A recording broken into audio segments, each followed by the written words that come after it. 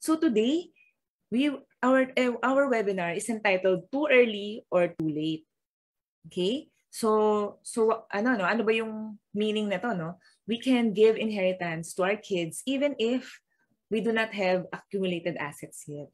Okay, so actually this was a question posted by my client, and I would like to share with you the solution. What makes this video special is that today, we will discover misconceptions of business owners about leaving a legacy to their children, the secret to creating a legacy for your kids without the need of having big money, big funds, diba? And the steps on how to make this happen. Okay, yan. So, really exciting topic, no? So, my name is Sheila Ching-Ong, and I'm a registered financial planner. I'm a cash flow certainty coach, and I help business owners transition wealth harmoniously. So if wala pang wealth, we create, together, we will create that wealth to the next generation so that your heirs will experience the life you want them to have without any conflicts within the family in the future. Okay, so how many of you wondering on how to prepare inheritance even if you still do not have accumulated assets? Can you type wondering in the chat box?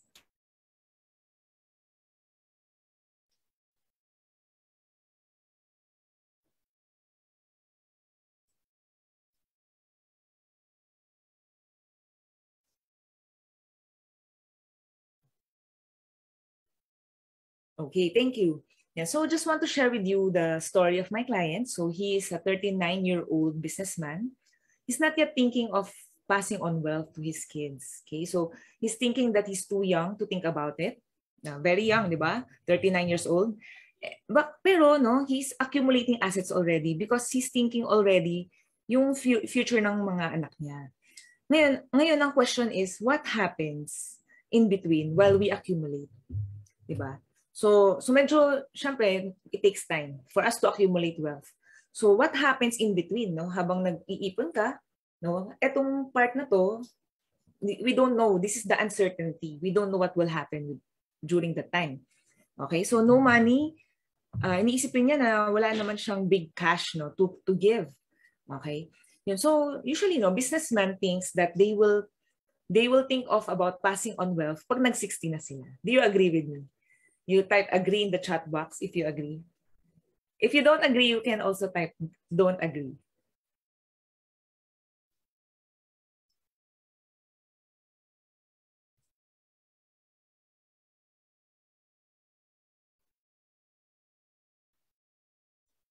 Okay. Yan, sige. So usually ito yung most thinking ng mga businessmen, 'di ba, na I'll start thinking of passing on wealth pagtanda ko na, 'di ba?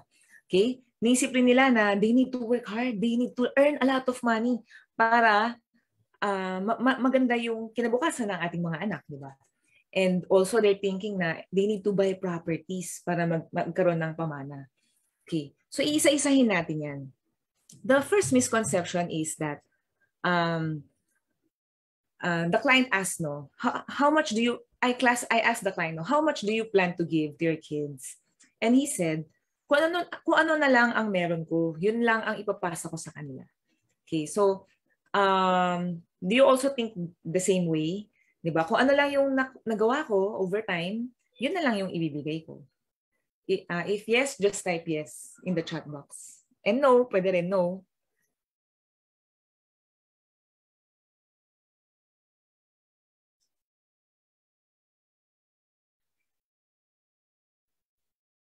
Okay. So most of us, iniisip natin, whatever left, yun lang, kung ano yung kaya ko lang, di ba? Okay, so this is the misconception number 1. Okay, so there's a danger on this kasi. Kung iniisip natin, inaasahan lang natin kung ano yung magiging matitira or kung ano lang yung maipon natin, di ba? Yun na yun. Okay, so there's what if, di ba? What if during the time na we pass on, nag-expand tayo ng business at yung funds natin, lahat naka-invest doon, di ba? So, hindi kayo liquid during that time. So, ano yung mapapasa sa mga anak? So, we do have this exact client, very aggressive siya, nasa 56 years old, and he was really expanding. Naglo-loan pa siya sa bank, pinapalaki niya talaga yung business niya. And na COVID siya, no? Nagkaroon ng severe pneumonia na he passed on. So what happened? Yung kung ano yung naipon niya, nag-pay off lang ng mga debts, di ba? Or they need to sell some properties to pay off debts. So parang nag-shrink yung assets niya. So that's first danger. Okay? So next is, let's say yun, you borrowed money in the bank, then yun, na-pay off debts. And also, pwede rin you got sick na laki ng hospital bill, so most of the cash or you need to withdraw some investments to pay off debts, to pay off the hospital bills. So what's left? No? So possible na konti na lang or pwedeng wala or pwedeng negative. So this is the danger of thinking na kung whatever is left yun na lang ibibigay ko. So if that happens with this scenario, pwedeng wala tayong maiwan. Okay. So now, my tip is let's dream big, okay? So hindi naman masamang mangarap, di ba? Okay? So I invite you to close your eyes, no? Let's close our eyes. Mag-relax tayo. And let's imagine, no? And let's visualize. Iisipin natin ano ba yung future na gusto natin sa ating mga kids, no? Do you want to give them car, house and lot, condo, saan, no? Jewelries, watches. Imagine natin, no? Business. So, yan, i-list down natin ito. So, even if malayo pa ang iniisip natin kung kailan natin ipapass on itong mga ito, it's good na alam na natin what kind of life and lifestyle na mabibigay natin sa kanila. Okay? So, number 2, identify what lifestyle do you want to give. Paglaki nila, relax lang, no? They can travel around the world. They can chill out with friends without worrying. Relax lang, no? Without worrying kung may pangbayad siya, di ba? Without worrying, alam mo yung, meron akong survey na ginawa eh.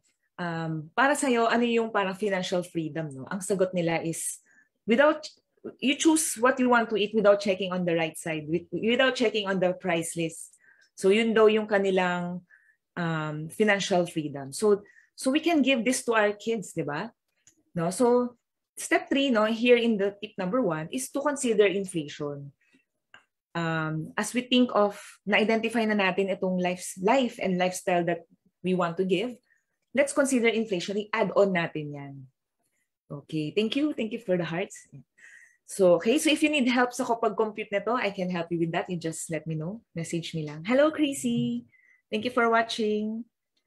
Yan. Okay, so we go to misconception number 2.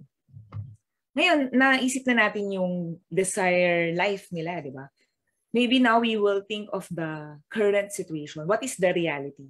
And makikita natin na malaki ang gap, no? Malaki ang gap. So this is the misconception number 2. There's a big gap. So how do we solve this gap? Okay, so tip number 2 natin is you get a term insurance. What is a term insurance? No? Any one of you familiar with term insurance? If yes, type yes in the chat box.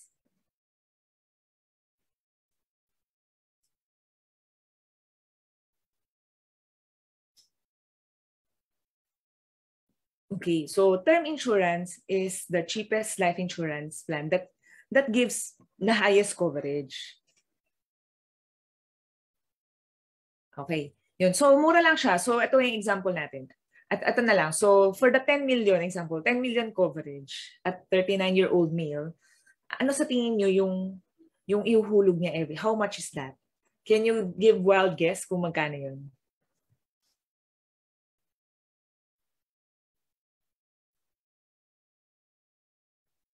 How much is a 10 million term insurance for a 39-year-old male per year?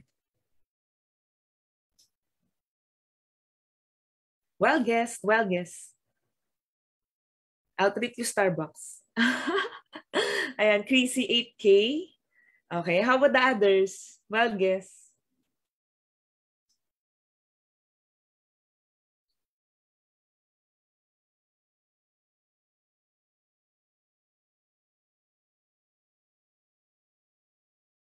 $500,000 per year. Okay. Yan. Thank you, Chrissy, for your guess. Okay, so the answer is 38,000. So imagine natin yung 38,000, maybe you can buy your a phone, a smartphone. No, 38,000 can buy you a laptop, No? So, itong 38K can give you 10 million. So, itong 10 million na to, pwede kung dalawa anak natin, tigpa 5M na sila agad. So, even if you don't have property yet, di ba? Even if you don't have 10 million cash in the bank, with your 38,000, malaki na siya. Malaki na yung pwede natin paggamitan with that sa 10 million. So kung i-half natin yun, no, 5 million, it will be 14,000 per year. Okay? Yan. So meron lang tayong mga concern. If we get this term insurance, wala itong savings. Okay, so yung 38,000 natin, if nothing happens next year, you need to shell out another 38,000, no? And itong 38 could go up, pero konti lang, no? Every year tataas siya based on your age. And it expires at age 70 or 80, depende sa product. So yun yung concerns natin. So how do we solve this problem naman? Okay, so misconception number 3, no? Iniisip natin if we get a term plan, since walang ipon, sayang, no? Sayang pera. Kaso, no, if you get peace of mind, you get more relaxed, di ba? Kasi if anything happens, no, 10M instant will be received by your kids. You get to be more productive if you're more relaxed. You don't worry too much, no, if you have this insurance with you. And with that, no, mas maging productive tayo. More income matatanggap natin sa ating mga trabaho, sa ating businesses. Okay, so ang tip number 3 natin is, since naging more productive tayo, we get more income, slowly we shift the term insurance. Dahan-dahan kukuha naman tayo ng permanent plan. Okay, so what is permanent plan? Okay, ito naman yung kabaliktaran ng term insurance, no? This permanent plan never expires, no? It covers you until age 100 and may ipon siya. It can be your retirement plan in the future. Okay, so yan, so ano siya depende siya sa age, no? It depends. No? If you want to look at it, no, let me know, no, just PM me and I can customize a plan for you. Okay. So now, you know na pwede palang maghanda ng pamana sa ating mga anak kahit na wala pa tayong accumulated assets. Okay? So don't worry, dream big, get a term life insurance and slowly shift it to a permanent plan. Give more time, no? So kanina medyo nag-visualize tayo, no? I think wala pang 1 minute yun. Give more time, no? Try to 10 minutes, give 10 to 15 minutes for yourself and visualize, dream big, kung ano yung gusto mo talagang ibigay sa mga anak ninyo. And hindi masamang mangarap, no? Make a vision board, you can draw, you can be creative on it. And if you can provide, why not, di ba? Sabi nga sa Bible, no? Sa Proverbs 13, verse 22, a good man leaves an inheritance to his children's children. So hindi lang ito for our kids, but we need to also think of our mga apo, di ba? So more to that, more to our kids. Iisipin na rin natin for our apo, for mga apo. Okay. So if you need guidance, you may reach out to me and let's have a free coaching call, no, for 30 minutes. Let's talk about your dreams and goals for your children and let's talk about how to make it happen. Okay?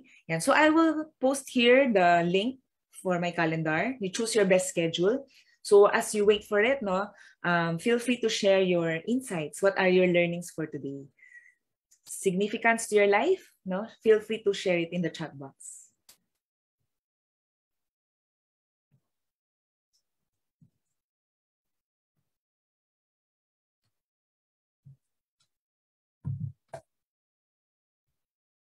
Hello, Auntie Susan. Thank you for watching. Yeah, so here's the link.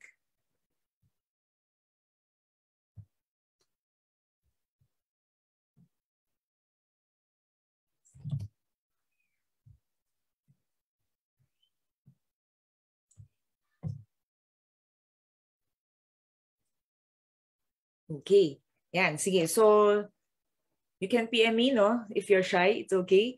Okay, so next week, ang topic natin is, meron kasi client din nagsabi, ang dami ko ng insurance, no? Or ang dami ko ng na-reading pamana. So, should I increase? Should I get more, no? Kasi if I'll get more, baka maging tamad na ang aking mga anak. Hindi na sila magtatrabaho kasi they'll just wait for for the mana. Okay. Yeah, so we'll talk more about it next week.